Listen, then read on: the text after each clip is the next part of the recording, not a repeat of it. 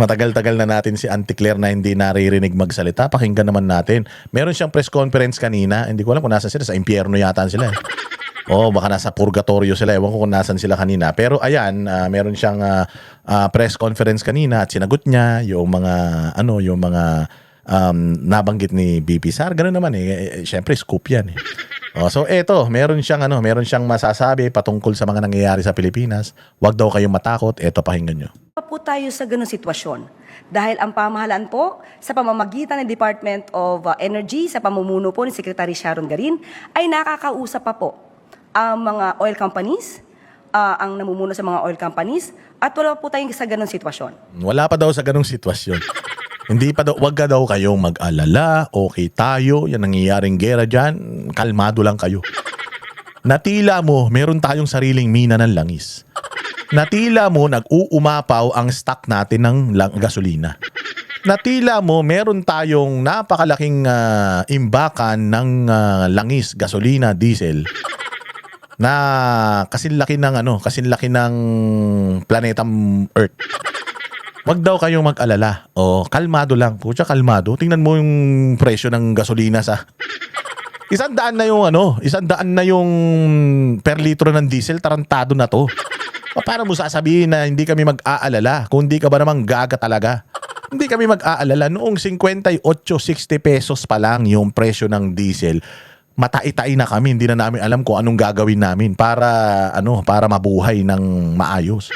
Wala na kaming kasiguraduhan. Hindi namin alam kung kakain pa kami ng 3 beses ang araw, mapapapasok pa ba namin sa eskwelahan tong bata, may pang-tuition pa ba kami, pambaon. Uncertain na yung buhay ng mga Pilipino simula nung umupo yung gunggong na amo mo. Yung panahon ni Pangulong Duterte, kahit may COVID, kahit anong krisis, medyo nararamdaman, nagtatrabaho gobyerno. Pero ngayon, mantakin mo, gutom ka na, sasabihan ka pa, huwag ka mag-alala, busog ka. Di ba kung di ba gago to? Pumunta ka wala ka bang sasakyan? Putang ina, palibasa, libre gasolina nitong ulol na ito Pagbayad gamit ang pera ng taong bayan Palibasa, yung gasolina natin, karamihan nun, putang ina nito, full tank pa ng full tank tong mga to. Palibasa, taong bayan nagbabayad ng mga gasolina nila, pati ng mga escort nila, mga asawa, anak nila, mga kabit nila, lahat yan, pagasolina natin mga yan. Kaya sila, kalmado lang sila. Pero yung taong bayan, di kalmado. Putsang ina yan. Sabi ko nga sa inyo, galing ako nung Friday, dumating ako from Davao. Sabi ko, oh my God, payday Friday the 13th. Tapos, Diyos ko po, lumapag kami ng airport alas 6. Sabi ko, rush hour. Alam nyo, bilib na bilib ako, mula airport hanggang sa bahay ko, ang bilis. Biyernes ba ngayon? Parang linggo. Hindi na lumalabas yung mga sasakyan. Book ako ng Grab. Nakailang book kami ng Grab. Wala kaming makuha na Grab. Samantalang nun, pag tiningnan mo yung ang daming yung coaching mga ganun sa Grab, naka-standby lang. Pero nag-book ka ng Grab, wala. Walang Grab, anak ng tinapay. Kasi nga, yung mga Grab, hindi na sila nagbabiyahe. Lugi na sila Inaaprubahan pa lang yung pagtaas ng metro nila, ng singil nila. Tumaas na yung gasolina. Dumoble na. Doble hindi lang hindi lang basta 10%, 20%, doble. So, wala na nagbabiyahe. Wala na talaga. Kaya ang luwag ng EDSA, ang luwag ng kalsada ngayon kasi wala na nagbabiyahe. Ang problema nito, palpak pa naman yung transportation system natin. Public transport, mass transport natin, palpak Pag nawala itong mga itong mga TNVS na ito dahil hindi na sila kumikita, wala na. Kawawa yung mga mamamayan natin. Mabuti itong mga to. May mga red plate na mga escort at may mga sasakyang mamahalin itong mga hayop na ito gamit ang pera ng taong bayan. Tapos sasabihin ninyo, okay lang tayo. Nakakapag-usap pa yung DOE at saka yung mga kumpanya ng langis. Tarantado pala to. Sinabi na nga nung skola, yung cum laude na manager ng isang gasolinahan, yung Caltex. Sinabi na nga nyo, walang magagawa ang Department of Energy dahil wala naman tayong supply ng gasolinang sarili. Umaasa lang tayo sa tumarating sa atin na supply.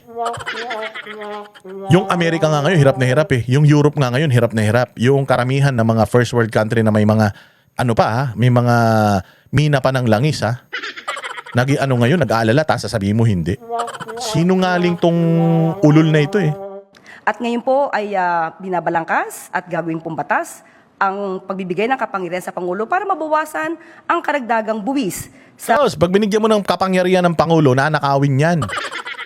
Walang iya. Kaya special powers na naman yan para mangulimbat na naman sila ng pera. Mali-mali nga yung ninakaw nila, hindi ka nila. Ito pa kaya, bigyan mo ng special power. Ang mga produktong crudo or fuel. Ang pakiusap lamang po natin sa ngayon, dahil nasa sitwasyon tayong ganito, let us refrain from doing activities like fear-mongering. Utang ina niyan. Kasalanan pa namin. Kung halimbawa ako, meron akong karanasan ngayon, hindi ko pwedeng i-share dahil fear-mongering yan, gago.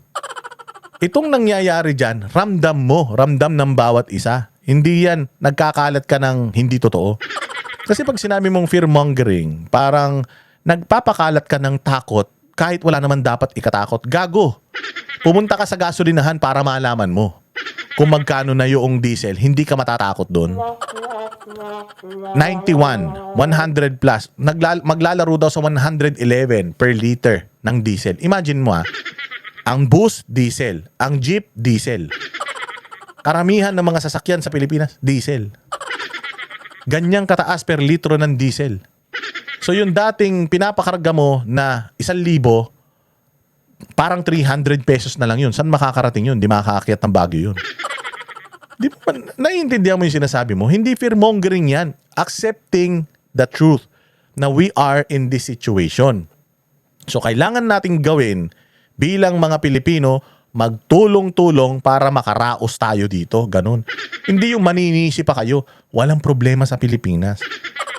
Nananawagan ako, huwag kayo magkalat ng maling impormasyon. Tanga. Palibasa, puta, ang sasarap ng kinakain ninyo, mga naka-aircon kayo, yung kuryente ninyo, bayad ng taong bayan.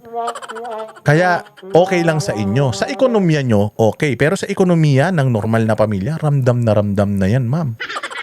Oo, ramdam na ramdam. Ako, ramdam na ramdam ko na yan. Sabi ko nga sa inyo, nagpakarga ako doon nakaraan para walang nangyari. Fear-mongering pinagsasasabi mo. Mas nakakadagdag po ito ng takot sa ating mga kababayan, samantalang ang Pangulo po at ang gobyerno ay still under control. Yes, In control palakpakan. of the Under control ang putang ina. Wala na nga siyang control sa nguso niya. Ganun na nga ng ganun yung nguso niya. Paano under control siya sa situation? Yung pagtulong nga ng sipon niya, wala na siyang control eh. Paano mo sasabihin na under control ng presidente yung sitwasyon? Yun nga putang ina, yung mga speech niya na uutal-utal, wala na nga siyang control. Paano mo sasabihin under control ang mga nangyayari rito sa Pilipinas? Napakasinungaling talaga ng babae na to. Sagad, no? Sagad sa kademonyohan itong spokesperson na ito.